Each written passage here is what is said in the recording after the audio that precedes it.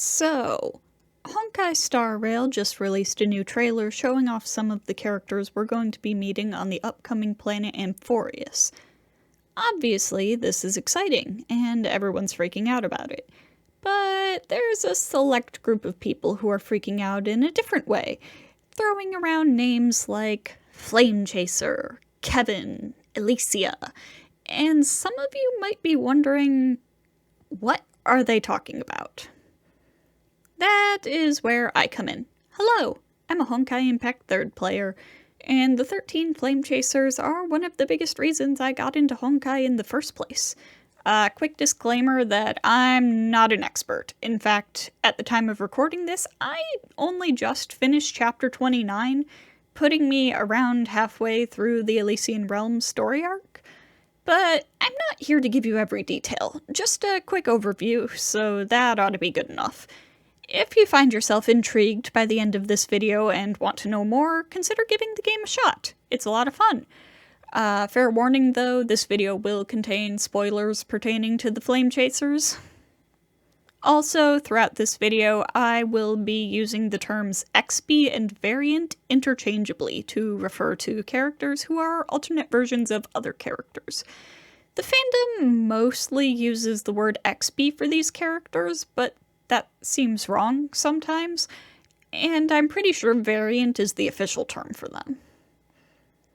First up, who are the Flame Chasers?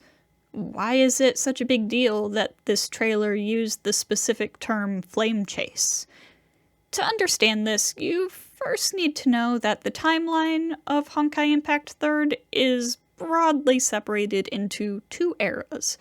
The current era, which is human history more or less how we know it now, and the previous era, a civilization that was destroyed by Honkai 50,000 years ago, forcing humanity to start over. During the twilight years of the previous era, much as there are now in the current era, there were militarized efforts to fight against Honkai, this being the Moths. This led to the creation of the Mantises, super soldiers enhanced with the genes of Honkai beasts. Following a certain tragedy, they were left with only 13 Mantises, who went on to form the group known as the 13 Flame Chasers. They tried to become the heroes of their time, but ultimately they failed. A handful of them survived into the current era, but most of them died. Their story is told in the Elysian Realms story arc, where May explores a virtual world inhabited by AI replicas of the 13. So, who were they? Like, individually. Let's start from the bottom. Number 13, Pardofelis, Signet Bearer of Reverie. Pardo was generally considered the weakest of the bunch, though she was quite agile, befitting her cat-like nature. She grew up on the streets and had a habit of pilfering items from her comrades to sell in her shop. All she wanted was to be able to live a carefree life, collecting trinkets and napping under the warm sun. Number 12. Hua, Signet Bearer of Vicissitude. At the time, Hua was one of the youngest of the group. Pretty ironic, considering she's now one of the oldest characters still around in the current era. Today, she's known as Fuhua, the Phoenix. Whether now or in the past, she has the loyal, steadfast mindset of a soldier and a martial artist. Number 11. Griseo, Signet Bearer of Stars. Griseo was only a child, the daughter of 2 soldiers, and her becoming a mantis was an accident, leading to the others being incredibly protective of her. She's effectively a blank canvas herself, being colored with the mannerisms of those around her before transferring those colors to a real canvas with her brush. Griseo insisted on taking Cosma's place in Project Arc, and as such was sent out into space. Number 10. Mobius, Signet Bearer of Infinity. Mobius was a leading scientist, but had morals and values that others couldn't quite comprehend, which often led to conflict. Snake-like, she could avoid death by shedding her skin, essentially, growing younger each time she did so. Mobius had a bad attitude and questionable ethics, but at the end of the day, she wanted to save humanity just like everyone else. Number 9. Cosma, signet bearer of daybreak. Awkward and reserved, Cosma was burdened with a power that required him to consume Honkai beasts and threatened to drive him mad. Still, he held a lofty ideal of heroism and strove to uphold it. As one of the youngest mantises, and having worked alongside her father for a time, he was something of an older brother figure for Griseo. Number 8. Sakura, signet bearer of Setsuna. She's a variant of Yae Sakura, and if you think that name sounds familiar, well, Yae Miko is also a variant of Yae Sakura. Much like her current-era counterpart, Sakura had a younger sister, Rin, who was her entire world. She was an assassin, and it was Rin who tethered her to the life she fought for. Sakura was the first of the Flame Chasers to die, when Rin became a Hersher and she betrayed her allies to protect her. Number 7. Sue, signet bearer of Body, I think is how you pronounce that. Sue is hard for me to pin down personality-wise. I just don't really have the vocabulary to describe his personality. Gentle doesn't seem like the right word for him, but it's not wrong either. Peaceful, zen. He seems all-knowing, although despite his psychic powers, he's not. He was ranked number 7, precisely in the middle of the group, due to this personality of his. It creates a sense of balance. As far as I know, he should be doing some stuff in bubble universes right about now. Oh, also, if he looks familiar, a certain scholar got his color palette, though looking at their personalities, it's really hard to call him an XB. See? What did I say? Sometimes variant is the better word. Number 6. Kalpus, signet bearer of decimation. At first glance, Kalpus might appear to be little more than a hot-headed warrior, but this rage of his didn't come from nowhere. He had a heart full of love and compassion, in a world determined to snuff out every last bit of goodness. Kalpus wanted to eliminate the Honkai that was causing so much pain and suffering. Number 5. Vil V, signet bearer of Helix. Really, what doesn't describe Vil V? She was eccentric, a flashy magician, and a skilled mechanic. Having the ability to split her mind into separate selves, she could display radically different skills and personality traits depending on who was in front at the moment.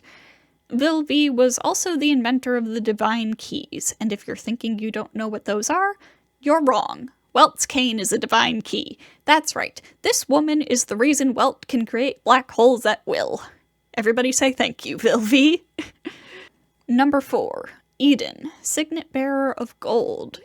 Eden was a famous singer, but due to various reasons, she ended up joining the war effort.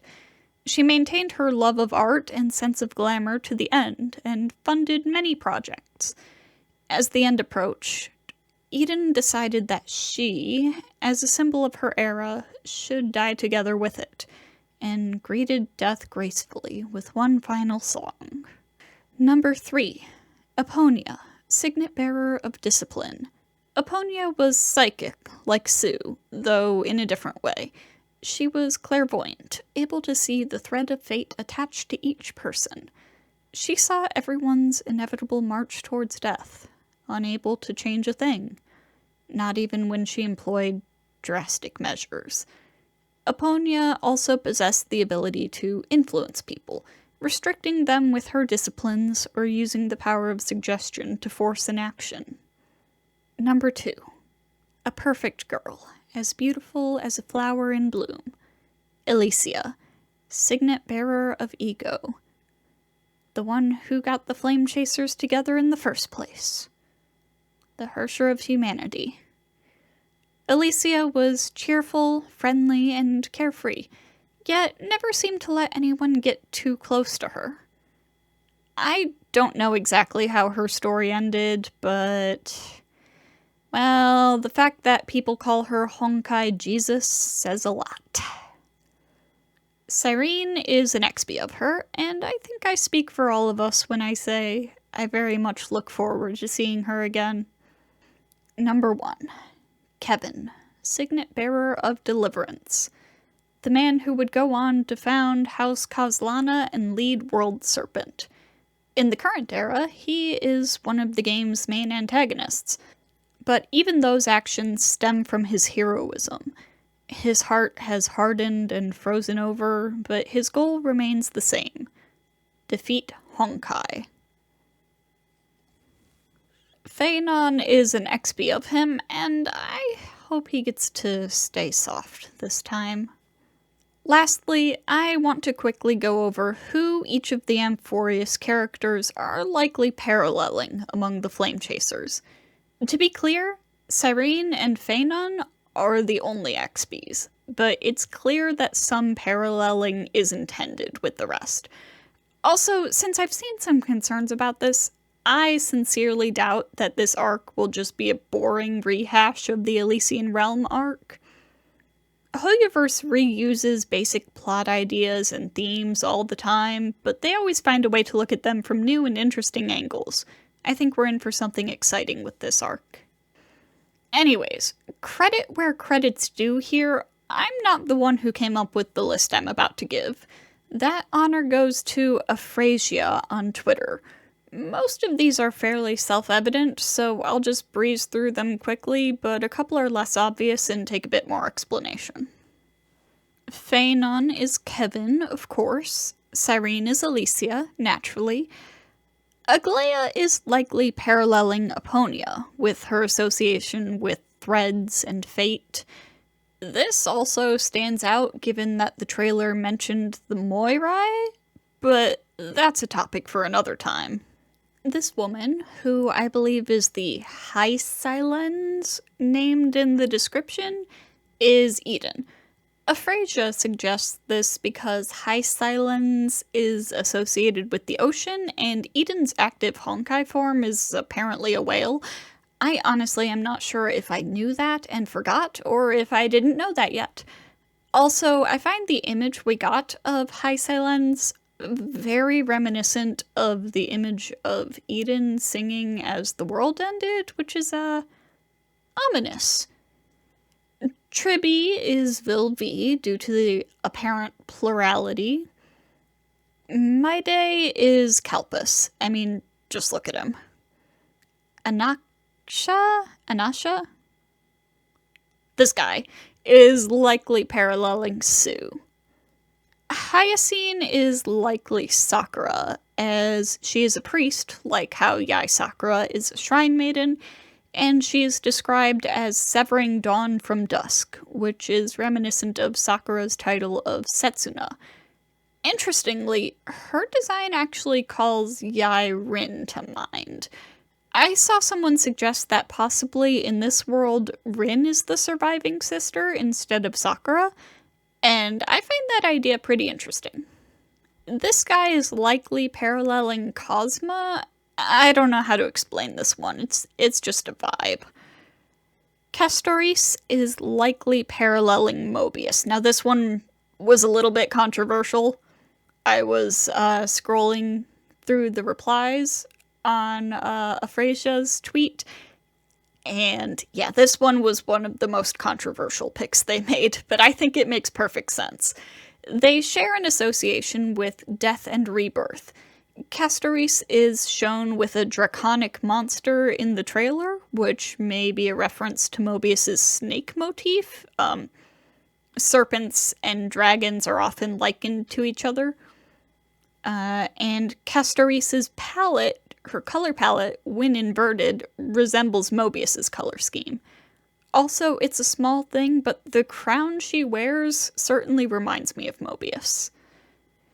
This girl is likely paralleling Griseo.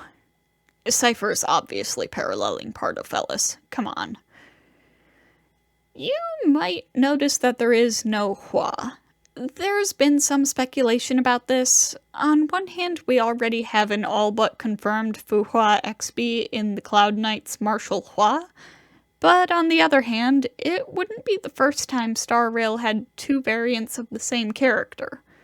Aphrasia suggests that this mysterious hand may be Hua due to its resemblance to Senti, However, I think this is likely a yet unseen Lord Ravager who's stated to be fond of chess.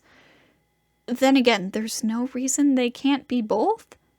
Senti was a villain at first. So basically, that's who the Flame Chasers are and how the cast of Amphoreus relates to them. I don't know how long this will be, or well, I didn't when I was writing the script. Now I'm looking at how long I've been recording this for, and I'm guessing this full thing is going to come out to somewhere in the realm of 15-20 minutes. But I know I love to yap about my interests, so I was expecting this to be pretty long. This is actually quite a bit shorter than I expected this to be. So if you made it this far, thanks! This is my first time doing a scripted video like this, so let me know what you liked and what you didn't like about it, and if you want to see more like this. I was previously planning to do a video about, like, what to expect and some tips and stuff for, Star Rail players who are considering starting to play Fate Grand Order due to the upcoming Fate Stay Night collab.